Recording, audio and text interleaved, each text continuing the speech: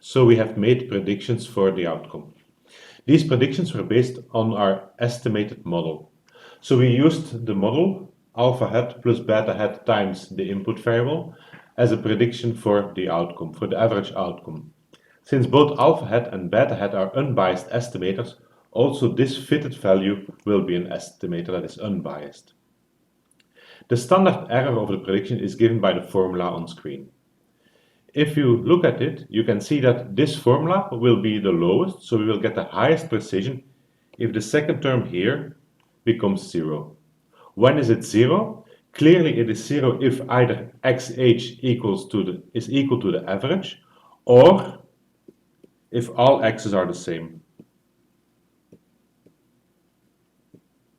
Why? If all x's are the same, then trivially x is equal to the average, and so also xh is equal to the average.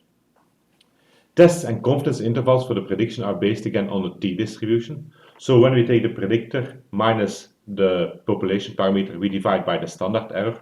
This follows a t-distribution with n minus p degrees of freedom. N is the number of observations, which in our case, in our example, was 16. P is the number of unknown parameters, which is in our case 3. Because we were in the end working with the quadratic model, so we had to estimate alpha hat, beta hat, and gamma hat.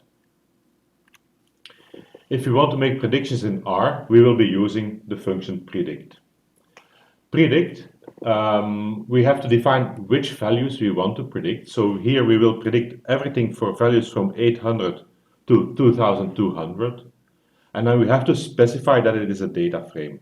So the function predict only works on data frames. So you will work with this during the exercise sessions, but you have to pay attention that you first put everything into a data frame before you enter it in the function predict. So we predict data points 800 to 2200 based on model 3. And here we will say we also want to have the confidence interval for each of those predictions.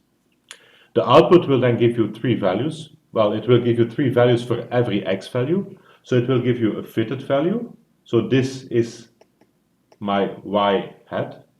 And it will give you a lower and an upper bound. So the lower bound and the upper bound of the 95% confidence interval. It will do so for all values from 800 to 2200. And then, since we are working with a logarithm of the outcome, we have to transform them back using an exponential. If we do this and we make a plot, we get this as the final outcome, as a final model. So the dots are the scatter plot of the riparian tree density versus the basal area.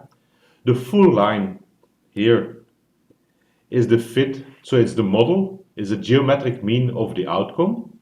And then the dotted lines, these two, give me the upper and the lower bound of my confidence interval. We see that the confidence interval becomes wider when we reach the end, which is also logic, because at that point we only have 3 data points, so there's very little data that we can use to estimate, and so estimations, predictions will become a lot less certain.